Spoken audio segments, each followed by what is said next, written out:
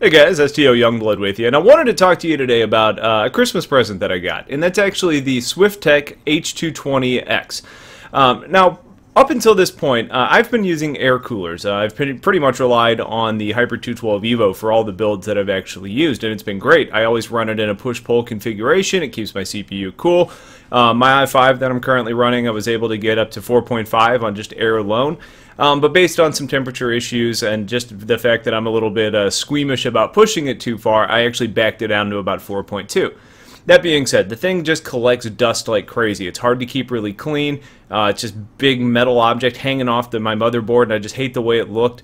I also had this probably irrational fear of the way that it's, kind of bending the actual motherboard, and figured something a little bit lighter weight, maybe a little bit fancier was in order. So Christmas is that time of year where it's good to try that out.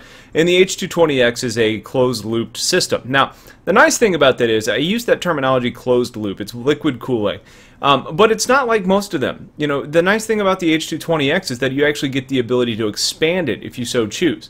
Right now it's just a water block. It's an Apogee water block, so it's a good block that you're actually connecting to your CPU on. But let's say down the line I decide I want to push my GPU a little bit further and do some overclocking.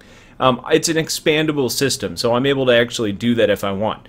Now, if I actually had the foresight in mind, I probably would have actually recorded the installation, but I was stupid and didn't do that. So this is going to be kind of my just novice opinion of it so far, just kind of showing it off, letting you guys see it. I get questions all the time about my hardware, and I figured what better chance other than when I'm getting new hardware to actually talk about it. So I'm going to pull this webcam off and try and show you. I've got some terrible glares in here right now, but hopefully you'll be able to see. Here's my full tower case. It's a thermal take chaser, and you can see the water block in there is pretty sharp looking. It's got this nice blue glow.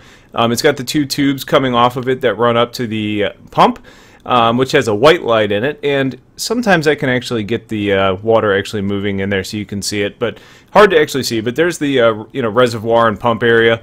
Up here you can actually, if I can get rid of the glare, you can see the radiators. It's two 120mm fans on top.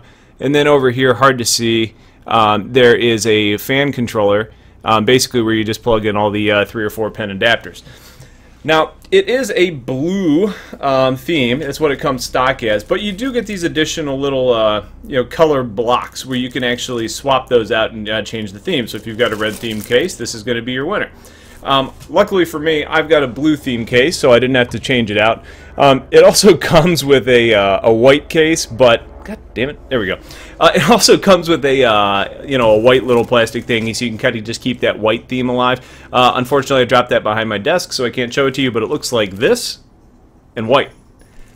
Anyways, overall, I'm very happy with it so far. It was a really easy installation. Very similar outside of the fact that you got the tubing to deal with and you got some additional wires. Wasn't very different from installing like a Hyper 212 or a 212 Plus, whatever you're used to actually running. And overall, I really like it. It keeps the inside of my case a lot cleaner looking. It adds to that blue theme. Temperature so far, right before I changed it out, I ran some Prime 95, monitored the temperatures. And from that to running it on the H220-X, I've actually seen about a 7 or 8 degree lower temperature so far. And most of the time, thermal compound takes a while to actually settle, so you actually start seeing those really good, those good temperatures. It needs to cure. So I think this is actually probably going to be knocking about 10 degrees off of what I was actually using before. So as it kind of cures and I play around with it, and maybe I push my overclocks a little bit further, we'll see a little bit more, and I'll kind of follow up about it. But just kind of wanted to talk about it. You know, I'm not endorsing the product. I'm not sponsored by them, which would have been nice because I could have had something like this a long time ago. But for an introductory piece of liquid cooling, this was a really good option for me, and I'm very happy with the performance so far. So just wanted to show it off. Hopefully you guys found it interesting. If you have questions about it, let me know. I'll kind of answer for you. Otherwise, that's about it, and I'll have more content for you guys coming soon. Take care.